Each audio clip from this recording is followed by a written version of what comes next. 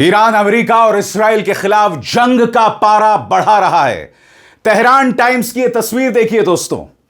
यहां पर Iran America को कह रहा है नर्क में आपका स्वागत है, क्योंकि अमेरिका अब जमीनी युद्ध की तैयारी कर रहा है। इस बात को लेकर सुगबुगाहट है कि क्या खाड़ग द्वीप पर डोनाल्ड ट्रंप की सेना हमला कर सकती है, और ऐसे में ईरान ने दिया यह संदेश, नर्क में आपका स्वागत है, आप पहुंचिए तो सही। ईरान कह रहा है कि ट्रंप सिर्फ फोर्स की भाषा, ताकत की भाषा समझते हैं, और इस बात को हम उन्हें बखूबी समझाने वाले हैं। मैंने अभी अभी कहा कि ईरान पारा बढ़ा रहा है। मैंने ऐसा क्यों कहा? क्योंकि अल जजीरा की इस खबर के मुताबिक बेरशीबा, इजराइल में बेरशीबा के केमिकल प्लांट पर, रासायनिक प्लांट पर ईरान ने हमला किया है। उसकी चर्चा कुछ देर बाद, मगर सबसे पहले सुनिए IRGC के इस कमांडर का बयान, जिसमें वो कह रहे हैं कि ट्रंप सिर्फ ताकत की भाषा समझते हैं, हमें जमीनी युद्ध की परवाह नहीं है, क्योंकि हमारी तैयारी पूरी है और हम अमेरिका को नाको चने चबवा देंगे। सुनिए वो क्या कह रहे हैं। ट्रंप रईस जमहूर आमरीका بارها ایران را به عملیات زمینی و اشغال برخی از جزایر در خلیج فارس تهدید کرده است. ترامپ موضوعی را یک روز صبح به طبل تهدید می‌کوبد و عصر همان روز عقب نشینی می‌کند.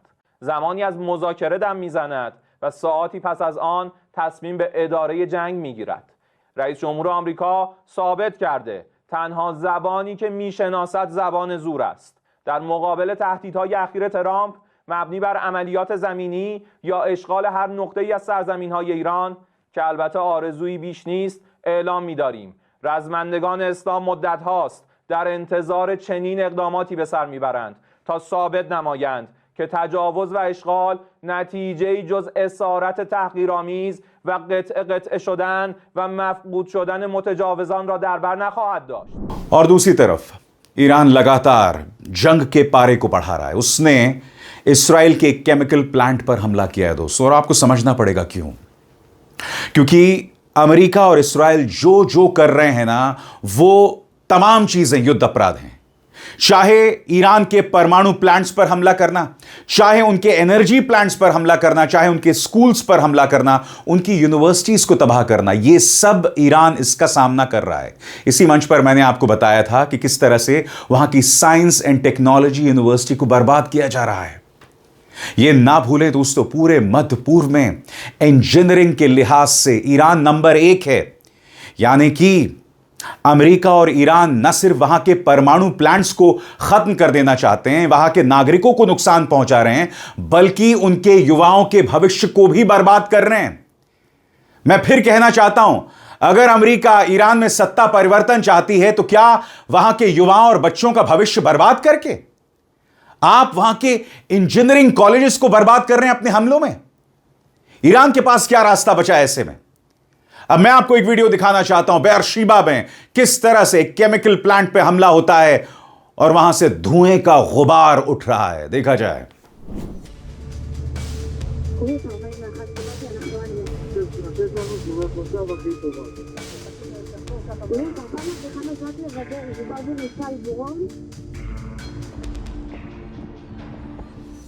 और बात वहां तक सीमित नहीं है। अल जजीरा की एक और रिपोर्ट देखिए।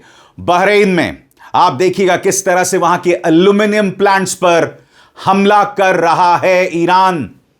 और आपको समझना पड़ेगा दोस्तों, ये तमाम देश हैं, UAE, सऊदी अरब, जो अमेरिका को जमीन देने वाले हैं जमीनी युद्ध के लिए। इसलिए ईरान नाराज है। और देखिए किस तरह से वहां के एल्यूमिनियम प्लांट पर हमला किया है। आग धू धू करके जल रही है। देखी जाए ये report. Iranian attacks across the Gulf have continued. In Bahrain, 2 people have been injured in strikes on an aluminium plant.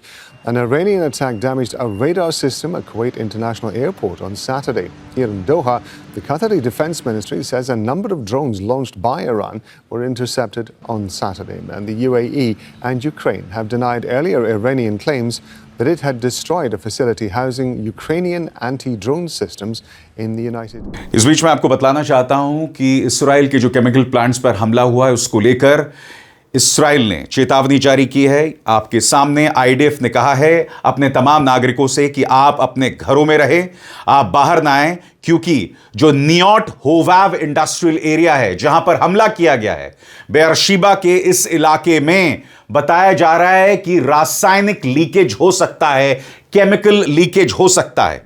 मैं फिर कहना चाहूंगा दोस्तों, अगर आप मुझसे कहें तो केमिकल प्लांट्स पर, वाटर प्लांट्स पर, डिसैलिनेशन प्लांट्स पर हमला नहीं करना चाहिए। ईरान जो कर रहा है गलत है, मगर आपने उसके सामने क्या विकल्प छोड़ा है? युद्ध के पहले ही दिन से आपने तमाम मर्यादाओं का उल्लंघन किया। मैं फिर कह रहा हूं, केमिकल प्लांट्स पर हमला नहीं होना चाहिए, क्योंकि अगर केमिकल लीकेज हुआ तो इससे लोगों को नुकसान होगा। मगर जब आप न्यूक्लियर प्लांट्स पर हमला करते हैं तो उसे आप कैसे जायज ठहराते हैं? यह भी तो सवाल उठता है ना। अमेरिका और इस्राइल जो लगातार कर रहे हैं वो किस बुनियाद पर सही ठहरता है?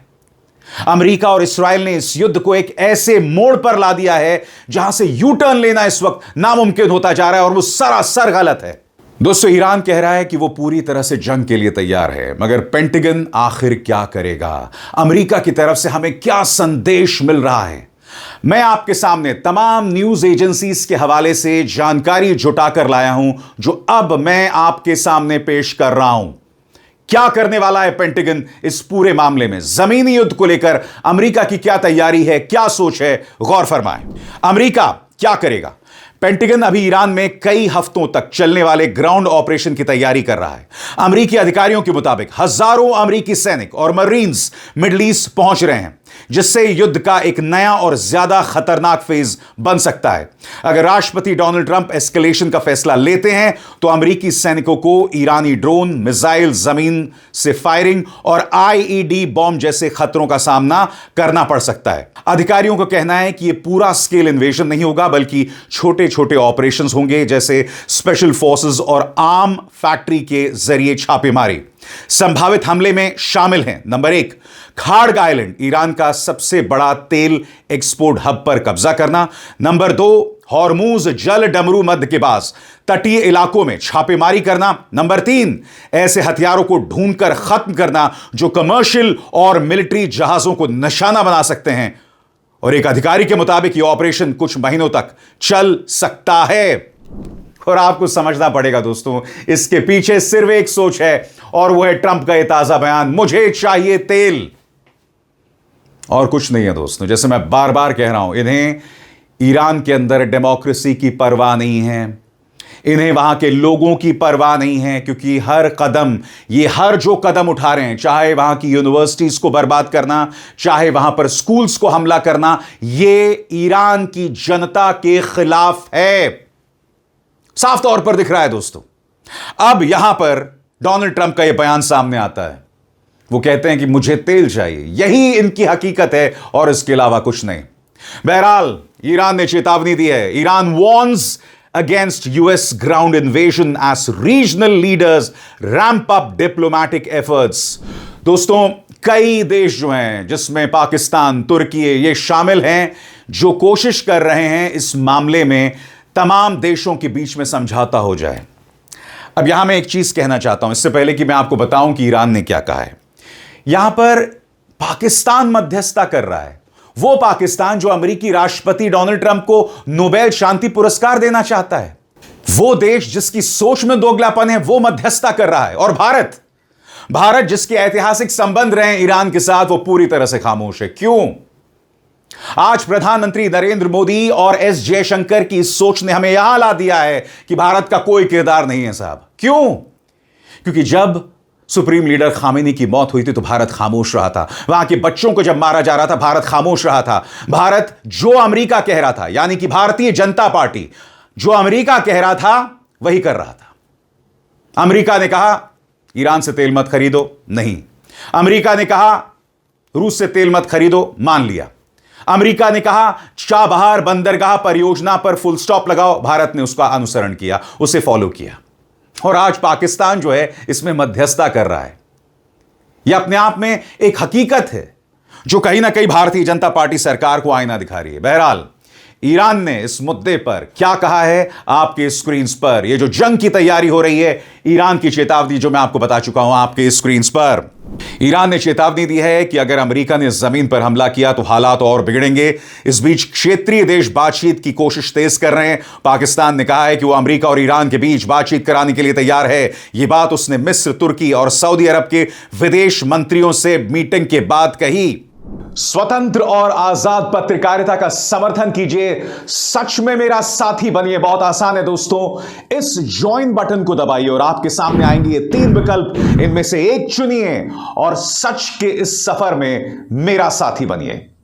इसके अलावा दोस्तों ये जानना बहुत जरूरी हो जाता है कि इस वक्त जंग को लेकर ताजा अपडेट क्या है, जो एक एक करके आपके स्क्रीन पर आ रही है। नंबर 1, अमेरिकी ट्रूप्स की बात करें तो नंबर 1, ईरान के संसद के स्पीकर ने अमेरिका पर आरोप लगाया है कि वो एक तरफ बातचीत की बात कर रहा है लेकिन दूसरी तरफ चुपचाप जमीनी हमले की तैयारी कर रहा है। साथ ही यूएसएस ट्रिपोली जहाज जिसमें करीब 3500 अमेरिकी सैनिक हैं, मिडल ईस्ट पहुंच चुका है। और याद कीजिएगा दोस्तों, सबसे पहले मैंने आपको बताया था कि किस तरह से यूएसएस ट्रिपोली में करीब 2500 से 3000 अमेरिकी सैनिक शामिल हैं और जमीन तैयार की जा रही है।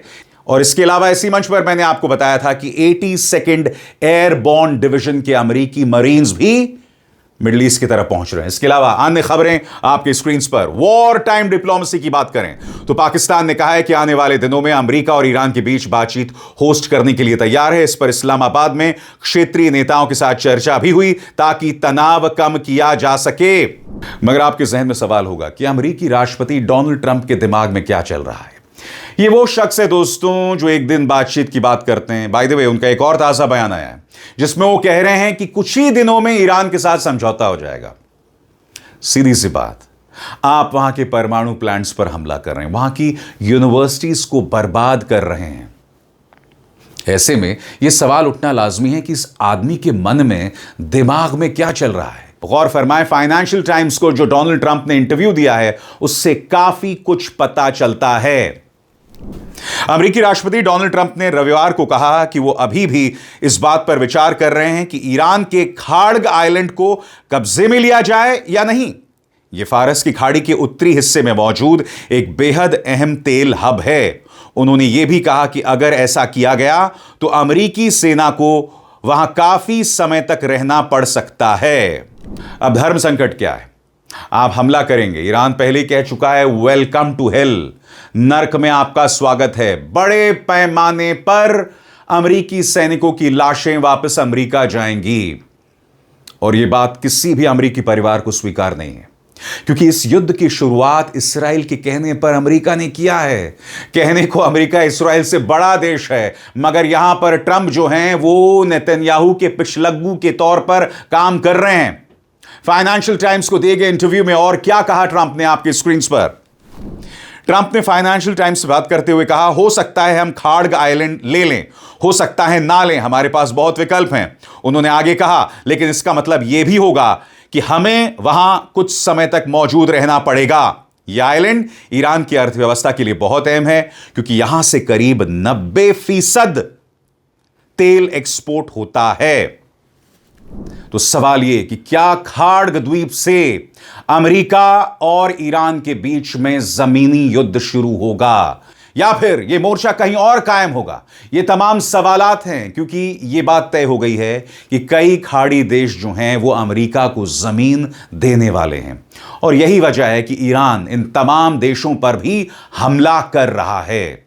और आपको समझना पड़ेगा कि अमेरिका खाड़ द्वीप पर हमला क्यों करना चाहता है, क्योंकि CNN की इस रिपोर्ट के मुताबिक अमेरिकी अधिकारियों ने खाड़ग आइलैंड को कब्जे में लेने या उस पर बड़ा बमबारी हमला करने के विकल्प तैयार किए हैं ताकि वहां की पूरी तेल इंफ्रास्ट्रक्चर को खत्म किया जा सके। व्हाइट हाउस के कुछ अधिकारियों का मानना है कि अगर खाड़ग आइलैंड पर कब्जा हो जाता है तो ईरान की रेवोल्यूशनरी गार्ड पूरी तरह आर्थिक रूप से टूट सकती है, जिससे युद्ध खत्म होने का रास्ता खुल सकता है। अब आपके जहन में सवाल होगा कि अगर खाड़ द्वीप पर वाकई अमेरिकी कब्जा हो जाता है तो यह ईरान के लिए यकीनन एक बहुत बड़ा झटका होगा। और अमेरिका क्या कह रहा है? अमेरिका कह रहा है कि अगर हमने खाड़ द्वीप पर कब्जा कर लिया तो ईरानी रेवोल्यूशनरी गार्ड कोर, उन्हें जितनी भी वित्तीय मदद मिल रही है, फाइनेंशियली उसकी कमर टूट जाएगी। मगर क्या खाड़ द्वीप पर कब्जा करना बहुत आसान होगा? आपके जहन में सवाल होगा कि ईरान क्या तैयारी कर रहा है, तो आपकी स्क्रीन पर उधर ईरान भी पिछले कुछ हफ्तों से तैयारी कर रहा है। खाड़ आइलैंड पर जाल बिछाए जा रहे हैं, अतिरिक्त सैनिक तैनात किए जा रहे हैं और एयर डिफेंस सिस्टम मजबूत किया जा रहा है ताकि किसी संभावित अमेरिकी ऑपरेशन का सामना किया जा सके। और इसी मंच पर मैंने आपको बताया था कि करीब 10 लाख ईरानी सैनिक तैयार हैं अमेरिका का मुकाबला करने के लिए। जी हां, अब हम ये नहीं जानते कि इस 10 लाख सैनिकों में से कितने खाड़ द्वीप जाएंगे। इसके अलावा एक और बड़ी खबर कि ईरान जो है खाड़ द्वीप के आसपास समुद्री सुरंगे, बारूदी सुरंगे बिछा रहा है, यानी कि अमेरिकी सैनिकों के लिए आना आसान नहीं होगा। कदम रखने से पहले अमेरिकन को कैजुअलिटीज का सामना करना पड़ेगा। बड़े पैमाने पर वहां पर लोग मारे जा सकते हैं, अमेरिकी सैनिक मारे जा सकते हैं। इसलिए बार बार यह साइकोलॉजिकल गेम खेल रहा है ईरान, ये कहकर वेलकम टू हेल, नर्क में आपका स्वागत है। अगले 48 घंटे बहुत अहम होने वाले हैं दोस्तों, बहुत अहम होने वाले हैं। हालांकि अमेरिका ने कहा है कि हम 10 दिन तक वहां के एनर्जी प्लांट्स पर हमला नहीं करेंगे, मगर आप जानते हैं बावजूद उसके तेहरान में कई जगहों पर अंधकार छाया हुआ है क्योंकि वहां के बाकायदा बिजली केंद्रों पर हमला किया जा रहा है। अब देखना यह है कि जंग कब शुरू होगी। मुद्दा सिर्फ यह नहीं है कि शुरू होगी या नहीं, मुद्दा अब यह हो गया है कि कब शुरू होगी। अभिसार शर्मा को दीजिए इजाजत। नमस्कार।